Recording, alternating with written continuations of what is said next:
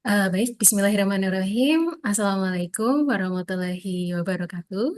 Selamat pagi, selamat siang, atau mungkin selamat sore atau selamat malam. Kami ucapkan kepada teman-teman dan juga tentunya Ibu Eva selaku dosen pembimbing mata kuliah Karakter Building di BSI Bina Sarana Informatika.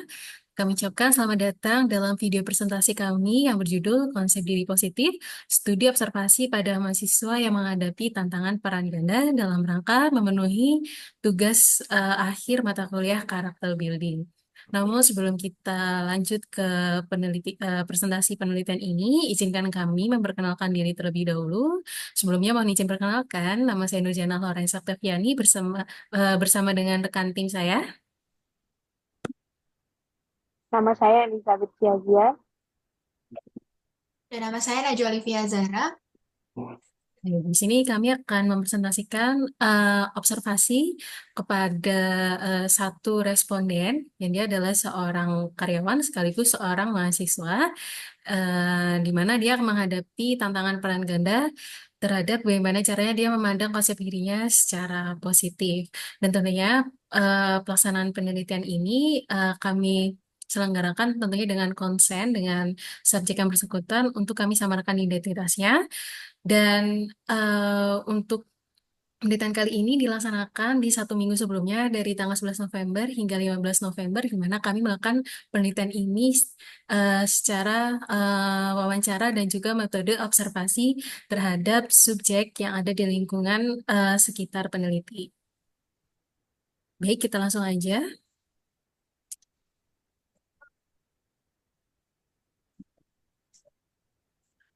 Baik, konsep diri yaitu menghadapi tantangan peran ganda. Penelitian ini bertujuan untuk meneliti bagaimana mahasiswa yang juga bekerja membangun konsep diri yang positif. Observasi ini dilakukan pada seorang pekerja kantoran di kantor pemerintahan yang juga seorang mahasiswa aktif. Observasi ini bertujuan untuk menganalisa cara individu tersebut membentuk konsep diri yang positif di tengah tuntutan peran ganda. Tentunya hal ini sangat relate ya dengan kita semua, terutama para mahasiswa yang juga sebagai seorang karyawan di kantornya, gimana sih kita menghadapi tantangan peran ganda ini untuk tetap memandang diri kita sebagai diri yang positif. Tentunya ini diperlukan konsep pengenalan diri yang kuat agar kita tetap dapat menghadapi tantangan peran ganda ini. Dan rumusan dari masalah ini dan tentu tujuan dari penelitian ini diantaranya untuk menganalisis bagaimana individu dalam menjalani peran ganda sebagai mahasiswa dan bekerja untuk membentuk dan membangun konsep dirinya. Yang kedua, untuk mengidentifikasi faktor-faktor yang mempengaruhi pembentukan konsep diri pada individu, terutama pada konteks manajemen waktu antara kuliah dan pekerjaan, serta untuk mengkaji bagaimana penerimaan kritik dan evaluasi diri terhadap pengaruh perkembangan konsep diri dan individu, dan mengeksplorasi strategi yang digunakan individu dalam menghadapi stres dan tekanan hidup, kemudian menelaah peran minat, bakat, dan hobi dalam membangun konsep diri yang positif pada individu, serta menilai sejauh mana dukungan sosial dari keluarga dan teman berkontribusi terhadap penguatan konsep diri, kesejahteraan psikologis individu. Nah, tentunya manfaat dari penelitian ini bisa kita manfaatkan, dan terutama bagi kita sendiri untuk lebih memahami tentang konsep diri, termasuk kekuatan, kelemahan, dan bagaimana cara memandang diri sendiri. Tentunya dibantu dengan dasar teori dari para ahli yang telah kami jabarkan pada makalah ini. Oh ya, kepada teman-teman semuanya yang ingin mengakses makalah kami akan langsung cantumkan di link deskripsi. Silakan teman-teman nanti bisa langsung membaca keseluruhannya pada link deskripsi untuk membaca lebih lengkap terkait dengan penelitian ini. Dan tentunya manfaat bagi akademisi untuk memberikan kontribusi pada kajian ilmiah mengenai pengembangan diri, terutama pada individu yang memiliki peran ganda, yaitu sebagai mahasiswa dan juga pekerja. Kemudian bagi praktisi untuk memberikan wawasan bagi konselor, pelatih, dan juga para aktivis pengembangan diri untuk merancang program intervensi yang mendukung individu dalam menghadapi tekanan hidup. Dan juga bagi masyarakat untuk meningkatkan kesadaran tentang dukungan sosial dari keluarga, teman, dan lingkungan, dan membantu individu membangun konsep diri yang sehat. Nah, tentunya dalam penelitian ini, em, kami melakukan pendekatan metode kualitatif deskriptif untuk menggali secara mendalam terkait pengalaman subjek dalam membentuk dan mengembangkan konsep diri. Nah, lokasinya yaitu kita laksanakan di kantor pemerintahan dengan tempat subjek bekerja, dengan observasi yang juga mencakup aktivitas akademik dan juga subjek sebagai mahasiswa.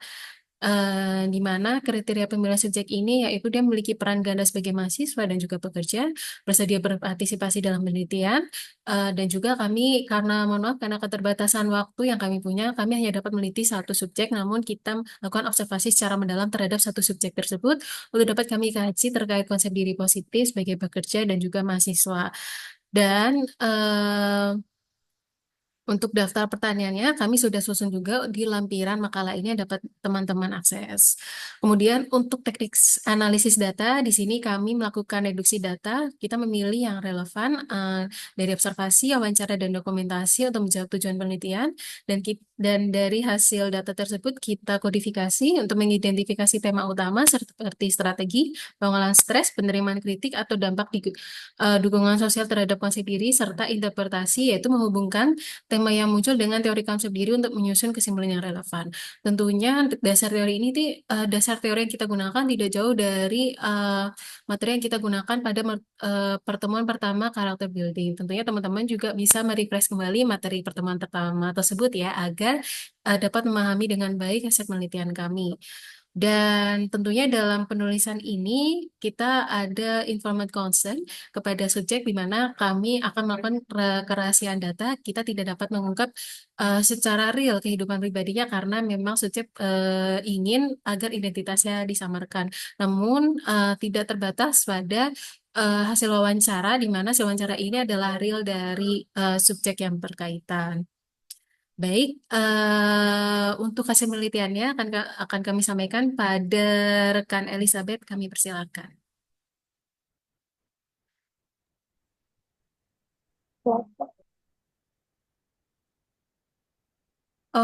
Mungkin ya ini saya sampaikan dulu ya dari hasil penelitian. Pertama dari subjek sendiri, bagaimana dia mengenal diri sendiri. Nah, dari subjek sendiri, bagaimana dia mengenal diri sendiri? Pertama dari kesadaran diri. Subjek memiliki kesadaran diri yang tinggi, dia mengakui kekuatannya dalam berpikir positif dan memiliki komunikasi yang baik, serta memiliki inisiatif yang tinggi. Selain itu, ia juga sadar akan kekurangan yang dimilikinya. Artinya, dalam melaksanakan kehidupannya sebagai peran ganda, sebagai mahasiswa pekerja, mahasiswa dan juga pekerja, dia mengakui memiliki kekuatan untuk dapat melaksanakan semua itu serta memiliki pikiran yang positif untuk tetap dapat semangat menjalani keduanya. Hal ini tentu luar biasa ya, tentunya akan sebagai pemecut semangat kita untuk memiliki semangat yang sama dengan subjek penelitian.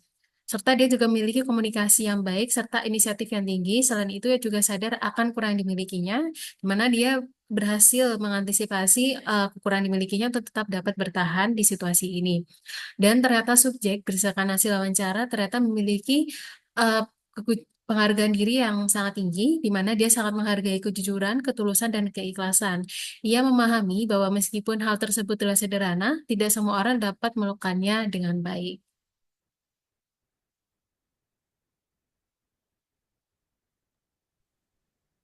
Pada bagian ini, saya ingin menjelaskan bagaimana subjek berupaya membangun harapan meskipun menghadapi tekanan dari peran ganda. Langkah pertama, langkah pertama adalah fokus pada pengembangan diri. Subjek secara aktif mencari cara untuk meningkatkan kemampuannya, baik melalui pembelajaran formal maupun eksplorasi pribadi, karena ia memahami bahwa pengembangan diri adalah kunci untuk menghadapi berbagai tantangan. Langkah kedua adalah menyusun strategi. Dalam hal ini, subjek tidak hanya memiliki tujuan yang jelas, tetapi juga langkah-langkah konkret untuk mencapainya. Dia menyadari bahwa tanpa strategi yang terarah, tujuan hanya akan menjadi impian saja. Langkah terakhir adalah sikap terbuka terhadap kritik. Subjek memandang kritik bukan sebagai ancaman, tetapi sebagai kesempatan untuk belajar dan memperbaiki diri. Dengan pola pikir seperti ini, ia mampu menghadapi situasi sulit dengan optimisme dan menjadikan setiap masukan sebagai alat untuk tumbuh dan terus berkembang.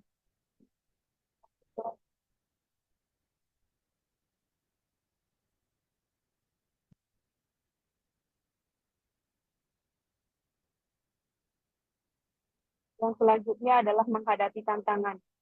Subjek menghadapi tantangan peran ganda dengan pendekatan yang terencana dan terfokus.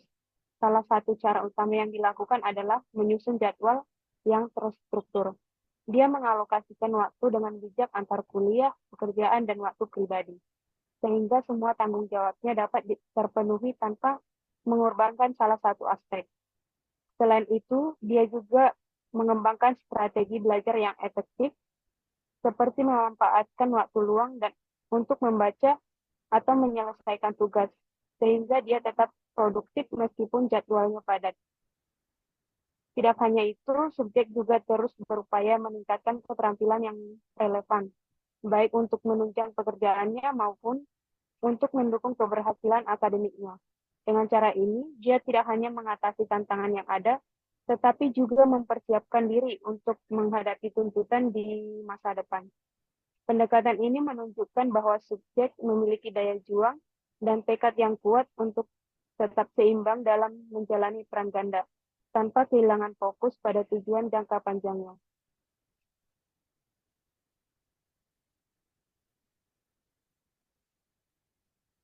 Nah, nah,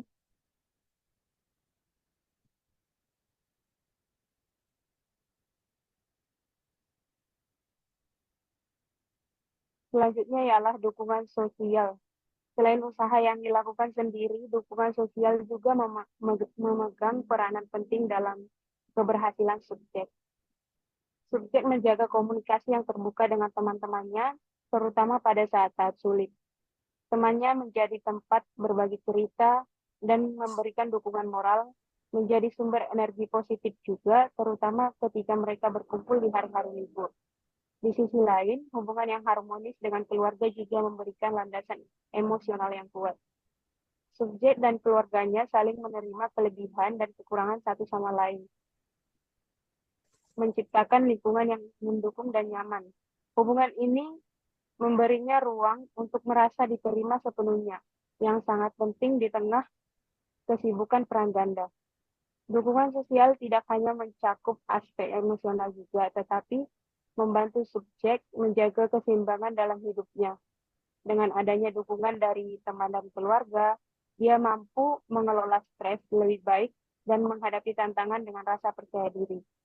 Hal ini menunjukkan bahwa dukungan sosial adalah salah satu pilar penting yang menopang keberhasilan subjek dalam menjalani peran ganda.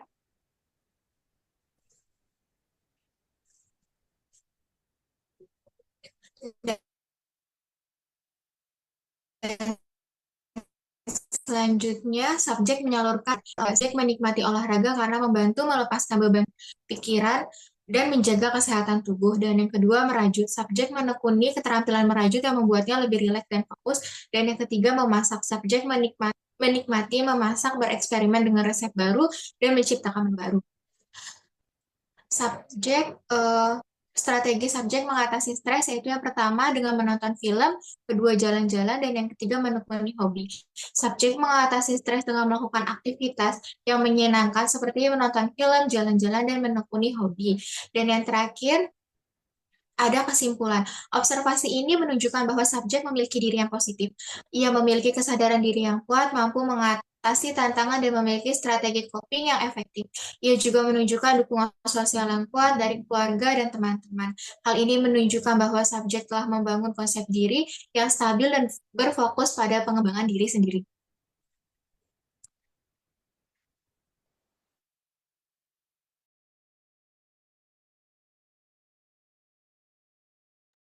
Itu masih dulu.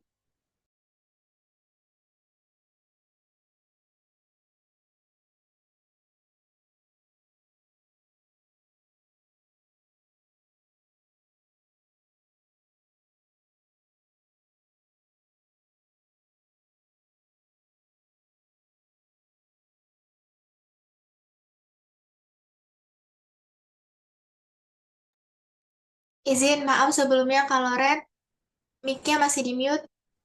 Oh ya, maaf. Mohon maaf ya, teman-teman. Oke, baik. Terima kasih kepada Kak Elis dan juga Kak Najwa yang telah memberikan paparan terkait dengan materi konsep diri. Dan tentunya kami juga ucapkan terima kasih kepada Ibu Eva dan juga teman-teman yang telah memperhatikan video kami hingga di detik ini. Dan kepada teman-teman semuanya, apabila ingin drop pertanyaan, silakan langsung drop aja di kolom komentar. Kami akan menjawab sesuai dengan kapasitas kami. Dan juga sebagai penutup mungkin semoga paparan kami kali ini dapat menginspirasi teman-teman terutama terkait dengan konsep memandang diri secara positif terutama sebagai mahasiswa dan pekerja yang tentunya kita semua alami. Dan kami ucapkan sampai jumpa lagi di presentasi berikutnya. Wabillahi taufiq wal hidayah. Wassalamualaikum warahmatullahi wabarakatuh. Sampai jumpa lagi.